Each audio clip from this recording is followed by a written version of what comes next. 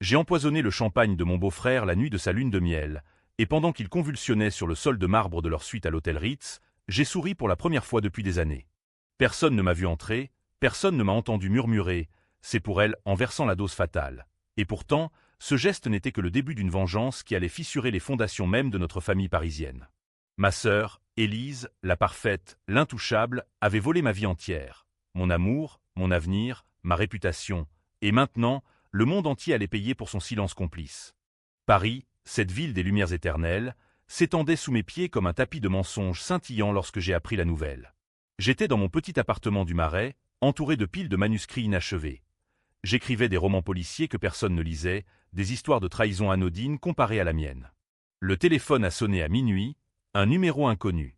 Mademoiselle Duval, c'est l'hôpital Saint-Louis. Votre sœur a été agressée. Agressée. Le mot flottait dans l'air comme une accusation voilée. Élise, avec ses cheveux blonds cascadants comme ceux d'une déesse de la Seine, agressée? Par qui? Par son mari chéri, bien sûr, Antoine de Beaumont, l'héritier d'une lignée de banquiers qui puait l'argent ancien et la violence contenue. Je n'avais pas été invité à leur mariage, 6 mois plus tôt, dans la chapelle privée de Versailles. C'est pour ton bien, Camille, m'avait-elle susurré au téléphone, sa voix mielleuse comme un macaron trop sucré. Tu es encore en deuil d'eux. Tu sais. Et Antoine n'aime pas les drames. Le deuil. C'était ainsi qu'elle appelait la disparition de Julien, mon fiancé, celui qu'elle avait séduit sous mes yeux, dans notre propre appartement de Montmartre. Julien, avec ses yeux verts et son rire qui faisait vibrer les pavés humides de la butte. Il était parti un soir d'hiver, emportant avec lui notre avenir, pour plonger tête la première dans les bras d'Élise. C'est elle, la vraie flamme, avait-il bredouillé dans son message d'adieu, un texto expédié depuis son téléphone, alors qu'il emballait ses affaires en cachette. Mais ce n'était pas tout. Il y avait ce secret, ce poids que je portais seul depuis 10 ans, un fardeau que j'avais endossé pour elle, pour notre mère mourante qui ne supportait pas l'idée d'une fille en prison. À 18 ans, Élise avait été impliquée dans un accident. Une voiture volée, un virage trop serré sur la route de la Corniche, près de Nice. Le conducteur, un amant éphémère, était mort sur le coup. Elle, ivre et paniquée, m'avait supplié. « Camille, dis que c'était toi. Tu as ton permis, personne ne soupçonnera la petite sœur studieuse. » Et j'avais menti. Aux gendarmes, aux juges, à la famille. J'avais purgé 2 ans de prison pour homicide involontaire, pendant qu'elle filait à Paris, intouchable, pour conquérir le monde de la mode. C'est temporaire, jurait-elle dans ses lettres parfumées. Je te rembourserai tout. Libérée à 20 ans, j'avais reconstruit ma vie en miettes. Des jobs de serveuse dans des bistrots enfumés, des nuits à noyer la rage dans du vin rouge de table, et cette ombre de Julien qui planait encore. Puis il était revenu, penaud, 2 ans après son départ. C'était une erreur, Camille. Élise. Elle m'a ensorcelé, mais c'est toi que j'aime. Nous avions tenté de recoller les morceaux, dans un studio exigu du quartier latin, jusqu'à ce qu'elle réapparaisse, Élise, avec son sourire de vipère, pour annoncer ses fiançailles avec Antoine. Et Julien? Il s'était suicidé 3 semaines plus tard, une chute du pont des Arts, son corps repêché dans la Seine comme un rebut romantique. La police avait conclu à un accident, mais je savais. Elle l'avait menacé, murmuré des poisons à son oreille fragile. Il menaçait notre secret, m'avait-elle confié plus tard, les yeux secs, lors d'un thé chez la Durée. J'ai dû le faire taire. Pour nous deux. La vidéo est apparue sur mon écran comme un cadeau empoisonné. Je scrollais distraitement Twitter, ou X, comme on dit maintenant, ce nid de vipères numériques, quand le fil d'actualité a explosé. Scandale au mariage de l'année. Le mari frappe sa femme en direct. Le clip, filmé par un invité saoul avec son iPhone, montrait Antoine, le visage tordu de rage, giflant Élise au milieu de la piste de danse, sous les lustres de cristal du Georges V. Le claquement résonnait comme un coup de feu dans la nuit parisienne, et sa robe de Balenciaga virevoltait comme un linceul. Les commentaires enflammaient le net. Metuhusban, justice pour Élise, des milliers de partages en heure. Elle, la victime parfaite, pleurant dans les bras de ses amies influentes, postant une story Instagram avec un œil au beurre noir maquillé de fond de teint Dior. Mais moi, Camille Duval, l'invité fantôme, je voyais clair. Ce n'était pas un accident de vin et de jalousie. Antoine savait. Pour Julien, pour l'accident, pour tout. Il l'avait épousée pour la contrôler, pour la faire chanter avec ses secrets qu'elle m'avait forcé à enterrer. Et cette gifle, un avertissement public, une façon de la briser devant le monde qu'elle chérissait tant. J'ai fermé l'app, le cœur battant, et j'ai ouvert mon tiroir secret. Une fiole de cyanure, héritage d'un oncle chimiste mort dans l'oubli. C'est l'heure, me suis-je dit, enfilant mon manteau noir. Paris dormait, mais sa vengeance veillait. Le trajet en métro jusqu'à l'aéroport Charles de Gaulle était un tunnel de souvenirs amers. J'imaginais Élise dans son jet privé direction les Maldives, riant nerveusement avec Antoine, ignorant que j'avais réservé un vol commercial pour les suivre. À l'arrivée, l'hôtel Ritz des Maldives, un paradis artificiel pour milliardaires, m'a accueilli comme une intruse. J'avais loué une chambre anonyme sous un faux nom, payé en liquide, et passé la journée à observer leurs allées et venues, les rires forcés, les regards assassins qu'ils échangeaient. La nuit de la lune de miel, la suite impériale surplombait l'océan Indien, un cocon de luxe où les monstres se délectaient. J'ai escaladé le balcon voisin, aidé par un groom corrompu pour 100 €. La misère fait des miracles même au paradis. La porte-fenêtre était entr'ouverte, l'air chargé d'encens et de tensions sexuelles refoulées. Ils étaient là, nus sur le lit king size, mais pas enlacés. Élise fumait une cigarette, dos tourné, tandis qu'Antoine arpentait la pièce, téléphone en main. « Tu crois que je vais laisser passer ça ?» Julien était un faible, mais toi, tu as ruiné ma vie pour couvrir tes conneries. Sa voix, un grondement bas, trahissait l'accent aristocratique craquelé. Elle a ri, un son cristallin et cruel. Et ta gifle? Pour me punir devant tout Paris? Tu es pathétique, Antoine. Comme si ton argent pouvait effacer ce que j'ai fait. C'est là que j'ai agi. Le champagne attendait sur la table basse, 2 flûtes à moitié vides. J'ai versé le poison dans la sienne, inodore, invisible, un legs de la chimie française. Il a trinqué, ignorant, et bu d'une traite. Les convulsions ont commencé 5 minutes plus tard. Spasmes, vomissements, un râle qui a fait sursauter Élise. Elle a hurlé, appelant la sécurité, mais j'étais déjà reparti, ombre dans la nuit tropicale. Le lendemain, les nouvelles. Tragédie aux Maldives. Le banquier Antoine de Beaumont empoisonné lors de sa lune de miel. Élise, veuve éplorée, rentrait à Paris en jet médicalisé, le monde pleurant sa perte. Mais la vengeance n'était pas finie. De retour dans mon appartement, j'ai ouvert mon ordinateur. La vidéo de la gifle tournait toujours en boucle, et maintenant, une nouvelle. Des funérailles nationales, Élise en noir Chanel, larmes de crocodile. J'ai souri. Le vrai spectacle commençait. Les jours suivants ont été un tourbillon de rumeurs et de regards en coin. Paris, cette commère éternelle, bruissait de l'affaire de Beaumont. Les tabloïds comme Paris Match titraient « Meurtre ou malédiction », spéculant sur des rivaux d'affaires, des maîtresses jalouses. Élise, catapultée au rang d'icône tragique, donnait des interviews larmoyantes à Vogue France, ses yeux soulignés de colle comme une madone gothique. Antoine était mon roc, minaudait elle, et maintenant, je suis seul avec mes démons. Ces démons. Si seulement il savait que j'en étais un. Je l'ai contacté le 3e jour, un appel anonyme depuis une cabine du boulevard Saint-Germain. Félicitations pour ta liberté, grande sœur. Sa voix a tremblé, un mélange de peur et de fureur. Camille, c'est toi? Tu as osé. Après tout ce que j'ai fait pour toi. J'ai ri, un son rauque comme le vent sur les toits de zinc. Ce que tu as fait pour moi? Me voler Julien, me faire porter ton crime, et maintenant, jouer la veuve éplorée? Antoine méritait pire que la gifle qu'il t'a donnée. Il savait tout, Élise. Tout. Silence, puis un sanglot théâtral. Reviens, s'il te plaît. On peut arranger ça. Pour maman. Maman. La mention m'a transpercé comme un coup de stylet. Notre mère, cette ombre fragile d'une actrice ratée, était morte 5 ans plus tôt d'un cancer qui rongeait ses poumons comme un remords. Sur son lit de mort à l'hôpital Cochin, elle avait serré ma main, ignorant mon séjour en prison. Protège Élise, Camille. Elle est si fragile. Fragile.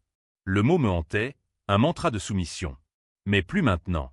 J'ai raccroché, et au lieu de rentrer, j'ai plongé dans les archives. La Bibliothèque nationale, ce mausolée de papier jauni, m'a livré les clés. Des coupures de presse sur l'accident de Nice, photos floues de la carcasse tordue, témoignage d'un pêcheur qui avait vu une blonde s'enfuir. Et Julien, son autopsie, classée accidentelle, mentionnait des traces de benzodiazépine dans son sang, pas assez pour tuer, mais pour désorienter. Élise, avec ses connexions dans le milieu pharma, avait pu les lui administrer. Antoine, lui, avait des dossiers. J'ai piraté son email, un mot de passe banal, Élise mon amour 69, et trouvé les preuves. Copie du dossier judiciaire de mon incarcération, d'émet à un détective privé. Confirmé si Camille Duval est la vraie coupable. Élise ment. Il l'avait épousée pour la piéger, ce salaud, pour la faire tomber avec lui dans la boue. Mais Élise n'était pas dupe. Elle contre-attaquait déjà. Le soir même, un coup à ma porte, 2 flics en civil, l'inspecteur Moreau, un mastodonte au cigare éteint, et sa partenaire, une brune acérée nommée Leclerc. Mademoiselle Duval, routine. Vous étiez aux Maldives récemment. Geignée, sereine, offrant du thé à la menthe comme une hôtesse irréprochable. Ils sont repartis bredouille, mais je savais, elle les avait lâchés sur moi, sa petite sœur remplaçable. La nuit, j'ai rêvé d'elle enfant, nous deux courant dans les jardins du Luxembourg, inséparables. Réveil en sueur, la haine plus vive. La revanche s'est muée en plan. J'ai infiltré son cercle, une soirée au Crazy Horse, où les stripteaseuses dansaient comme des fantômes érotiques. Élise y était, entourée de ses courtisanes de la mode, un verre de Dom Pérignon à la main. Je me suis approché, déguisé en serveuse, plateau chargé, de la part d'un admirateur anonyme. Le verre qu'elle a bu contenait un laxatif violent, rien de mortel, juste assez pour la ridiculiser. Le lendemain, le Figaro titrait « L'héritière Beaumont humiliée, intoxication alimentaire ou sabotage ». Les réseaux sociaux explosaient, même d'Élise courant aux toilettes, Queen of Shit. Elle postait des démentis furieux, mais le doute s'insinuait, fissurant son armure de perles. Pourtant, elle ripostait avec une malfaisance qui me glaçait. Un matin, mon éditeur m'appelait « Camille, désolé, mais on annule ton contrat. » Pression d'en haut. En haut, la famille Beaumont, encore influente malgré la mort d'Antoine. Puis, des appels anonymes « Tu paieras pour lui, salope. » Sa voix, déformée, mais reconnaissable. Elle l'avait fait incinérer en secret, ses cendres dispersées dans la Seine sans funérailles publiques, un affront à son ego. Mais moi, j'étais la suivante. J'ai décidé d'aller plus loin. Une lettre anonyme à Le Monde, avec des extraits des mets d'Antoine. Scandale, Élise Duval impliquée dans un homicide couvert. Les enquêteurs ont rouvert le dossier de Nice. Moreau est revenu, cette fois avec un mandat. Votre sœur accuse. Dites-nous pour Julien. J'ai craqué, juste un peu, elle l'a tué. Pour le secret. Il a noté, dubitatif, mais les rouages tournaient. Élise, paniquée, m'a convoqué dans un café du Palais Royal, sous la pluie fine d'automne. Elle était là, pâle comme un spectre, son trench Burberry trempé. Arrête, Camille. On peut tout effacer. Je te donne de l'argent, une vie nouvelle à Bordeaux. Ses yeux que j'avais aimés, brillaient de calcul. Pourquoi Antoine? Il allait me quitter, oui, mais toi. Tu es ma sœur. J'ai sorti la fiole vide, la posant sur la table comme un talisman. Parce que tu m'as volé la mienne. Et maintenant, le monde saura qui tu es vraiment. Elle a ri, un son brisé. Tu crois que je n'ai pas de preuves contre toi? L'accident, c'était nous deux. J'ai des témoins. Le twist m'a frappé comme un éclair. Elle avait tout prévu, des années en amont. Des complices, des faux alibis. La pluie redoublait, noyant nos mots en un duel silencieux. Je suis parti, le cœur en vrac, mais l'idée germait. La vraie vengeance n'était pas la mort, mais l'exposition. J'ai hacké son cloud, photos intimes avec Antoine, mais à des amants, le chèque qu'elle m'avait promis et jamais envoyé. Tout uploadé sur un site anonyme, viral en heures. Élise la trahisonneuse. Paris jubilait, divisé. Certains la plaignaient, victime d'une sœur jalouse, d'autres la fustigeaient, monstre en Dior. Mais elle ne lâchait pas. Une nuit, intrusion. Mon appartement saccagé, une photo de Julien déchirée sur le sol, et un message gravé sur le mur, « Tu es morte ». Sa main, j'en étais sûr. La tension montait, un étau autour de ma gorge. J'ai fui vers la Provence, chez notre tante oubliée à Aix-en-Provence, pour planifier le coup final. Les oliviers centenaires murmuraient des secrets, et moi, je forgeais le mien. Aix, avec ses fontaines chantantes et ses marchés aux herbes odorantes, était un refuge précaire, un mirage de calme au milieu de la tempête que j'avais déclenchée. Tante Marguerite, veuve d'un professeur d'histoire, m'avait accueilli sans question, ses yeux myopes plissés derrière des lunettes en écaille. Tu ressembles à ta mère, Camille, quand elle complotait ses rôles au théâtre. Elle ignorait tout, bien sûr, ou feignait. Les jours s'étiraient en promenade sous les platanes, mais mon esprit bouillonnait. Élise contre-attaquait via les médias, une interview exclusive à France Inter où elle pleurait « Ma sœur, consumée par la jalousie, a détruit ma vie 2 fois ». Les auditeurs, ces âmes bien pensantes, la gobaient. Pétition pour soutenir Élise, #innocence perdue. Pourtant, les fissures apparaissaient. Le dossier de Nice rouvrait officiellement, avec des analyses ADN sur les débris de la voiture, mon ADN, planté par elle, mais aussi des cheveux blonds non identifiés. Moreau appelait « Venez à Paris, mademoiselle. On a besoin de votre témoignage ». J'ai refusé, prétextant la peur. En vérité, je tissais une toile plus large.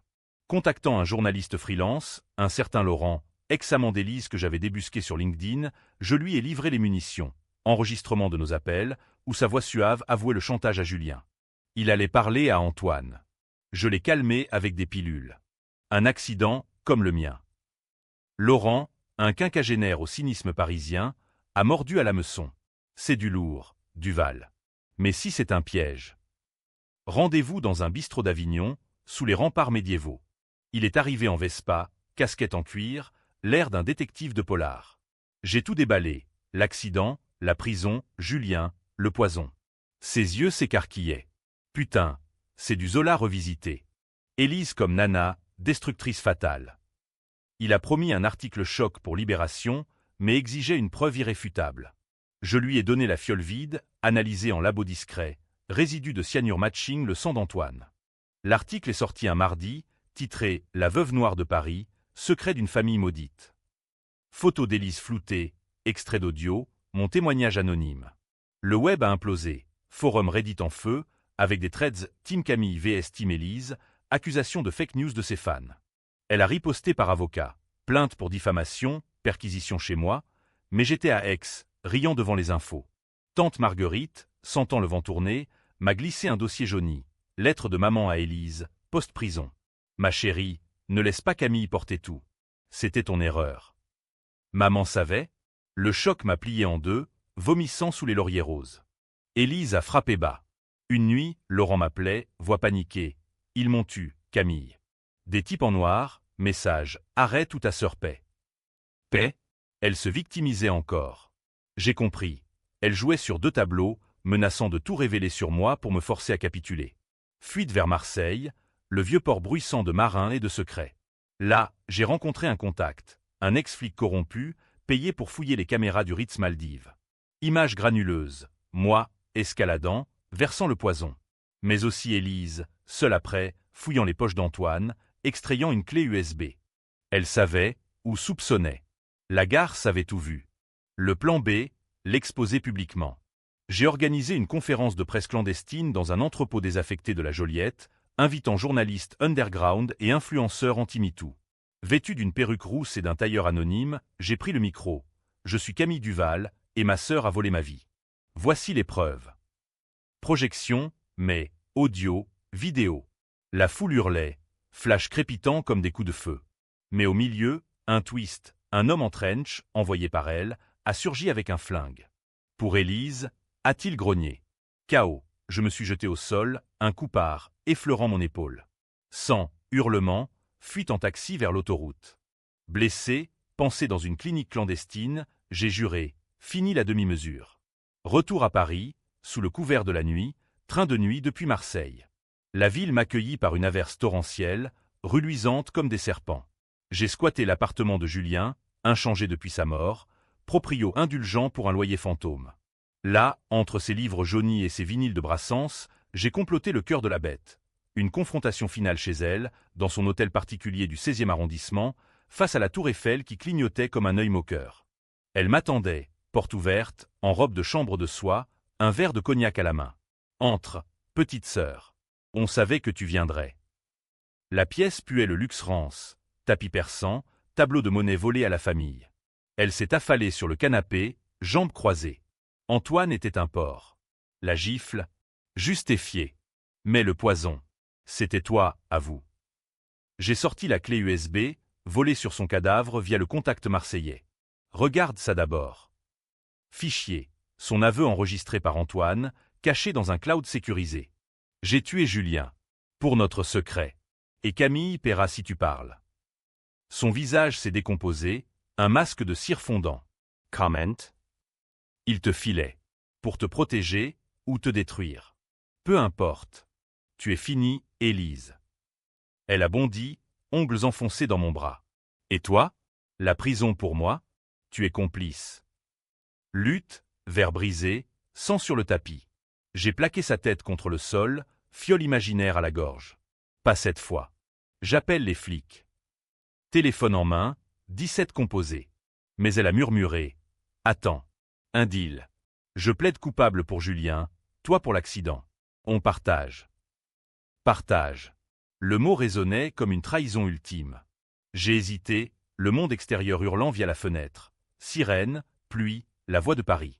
Les flics ont débarqué, menottes pour nous deux. Flash des paparazzis, cris de monstres. La presse titrait « Duel fratricide, les sœurs Duval en garde à vue ».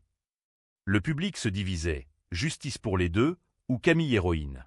Moi, en cellule fraîche du dépôt, je souriais. La vengeance culminait. La garde à vue s'étirait comme un supplice médiéval, ses murs de béton suintant l'humidité de la Seine, interrogatoire en boucle sous les néons crus. Moreau, ce bulldog opiniâtre, alternait bon flic, mauvais flic avec Leclerc, qui me fixait comme si j'étais un puzzle insoluble. Pourquoi, Duval? Pour un mec mort depuis des lustres. J'ai raconté, par bribes, l'accident, la prison, Julien pendu comme un pantin brisé, Antoine convulsant sous mes yeux. Mais pour Élise, silence. Fraternité, ironisais-je, c'est sacré en France. Elle, dans la cellule voisine, chantait des airs de Piaf pour briser les nerfs. Non, je ne regrette rien, hurlait-elle, voix éraillée. Les matons riaient, mais moi, ça rongeait. Nuit 2, transfert à Fresnes, cette forteresse de regrets où j'avais déjà purgé ma peine. Ironie cruelle, les codétenus, des putes du bois de Boulogne et des braqueuses à la petite semaine, me reconnaissaient. La sœur empoisonneuse. T'es une légende, meuf. Legend. Le mot flottait, amer. Les avocats entraient en scène. Le sien, un requin de la place Vendôme prénommé Bertrand, plaidait l'innocence totale, victime d'un complot familial. Le mien, commis d'office, un genou boutonneux, balbutiait autodéfense morale. Audience préliminaire au palais de justice, sous les dorures impériales. Élise y paradait, menottée mais maquillée, larmes pearl pour les caméras de BFM. Ma sœur m'a forcé à mentir. L'accident. C'était sa colère. Mensonge. J'ai bondi, espèce de vipère. Tu m'as supplié. Le juge attonné, gifle verbale, silence ou content. Le public, ce jury invisible, se déchaînait. Manif devant le tribunal. Féministe pro-Élise, solidarité sororale. Conservateur pro-justice, pas de passe-droit pour les riches. Moi au milieu, ni héroïne ni monstre, juste une femme brisée par le sang. Twist inattendu, Laurent, le journaliste, témoigne. J'ai des preuves supplémentaires. Élise a payé le tireur à Marseille. Preuve, un virement bancaire vers un compte offshore. Le procureur blêmi, Bertrand hurle au fake. KO en robe noire. Libéré sous caution. Tante Marguerite avait hypothéqué sa maison d'Aix. Je rentrais au Marais, appartement scellé comme une tombe. Dedans, surprise. Fleurs fanées d'admirateurs anonymes et une lettre d'Élise, glissée par un maton véreux. Camille, on peut encore gagner. Tue-moi, ou sauve-nous. Le secret complet, maman a tué papa. Ivresse, dispute, chute dans l'escalier. On a couvert ensemble. Le choc, notre père, ce fantôme alcoolique, mort quand j'avais 10 ans. Maman, actrice déchue, l'avait poussé. Et nous, complices muettes. La révélation m'a terrassé. Vengeance infinie, un matriochka de trahison. J'ai confronté tante Marguerite par visio. C'était un accident, ma chérie. Ton père battait ta mère. Élise a menti pour te protéger. Elle était trop jeune. Trop jeune. À 8 ans, elle avait juré le silence, me forçant à endosser plus tard ses propres péchés. Rage renouvelée, j'ai décidé. Pas de meurtre, mais vérité absolue. Podcast clandestin, Les Sœurs Duval. Autopsie d'une famille pourrie, uploadé sur Spotify. Épisode, l'enfance volée, l'accident maquillé, Julien drogué, Antoine sacrifié. Écoute en millions, débat enflammé, Camille libère ou diffame. Élise ripostait en justice, injonction pour silence. Mais trop tard. Le procès principal approchait, tribunal de grande instance bondé, journaliste du monde entier. Jour J, moi en tailleur gris, cheveux relevés, regard d'acier. Elle, en blanc virginal, symbole de pureté feinte. Témoignage défile, l'ex-détective d'Antoine, confirmant le chantage. Le pêcheur de Nice, décrivant la blonde fuyant, pas la brune en photo. Puis moi, à la barre, j'ai tué Antoine. Pour venger Julien, pour laver mon nom. Mais Élise, elle a initié tout ça. Foule en ébullition, juge impassible. Son tour, Camille est folle. Jalouse depuis l'enfance. J'ai couvert l'accident pour la sauver. Elle conduisait, ivre de rage. Mensonge pur, mais crédible. Le jury, 12 citoyens ordinaires, boulanger et prof, hésitaient, visage crispé. Décision controversée. Acquittement pour moi, légitime défense psychologique, invoquée par un juré ému. Pour elle, sursis pour faux témoignage, mais ouverture d'enquête sur la mort de papa. Public divisé, hurrah pour ma libération, huée pour son évasion dorée. Libre, mais marqué, je marchais les Champs-Élysées, automne mordant. Élise m'attendait au Fouquetès, table privée. Tu as gagné une bataille, petite. Mais la guerre. Son sourire, un éclat de porcelaine fêlée. Papa, c'était moi qui l'ai poussé. Maman savait, et toi? Tu paieras. Twist final, elle avouait, en riant, un verre levé. À nos secrets. J'ai renversé le sien, champagne amer. À la fin. La confrontation au Fouquetès a marqué la fin d'un chapitre, mais pas la paix. Paris, cette voyeuse impitoyable, continuait de disséquer. Documentaire Netflix en pré-prodé, livre à venir, Les Duval, saga d'une vengeance française. Moi, j'ai fui vers la Bretagne, falaise battue par l'Atlantique, un cottage isolé près de Quiberon.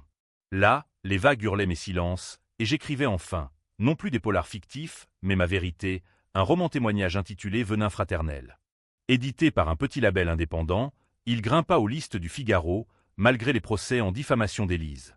Elle, reléguée à une thérapie forcée en Suisse, clinique de luxe à Genève, vue sur le Léman, ourdissait encore. Lettre codée. Souviens-toi de la plage de Nice, avant l'accident. Papa nous a appris à nager dans le sang. Allusion à des violences enfouies, un cycle infernal. J'ai répondu par silence, mais la paranoïa grandissait, ombre dans la brume bretonne, appel muet. Était-ce elle, ou ma culpabilité? Le meurtre d'Antoine pesait, un fantôme aux lèvres bleues.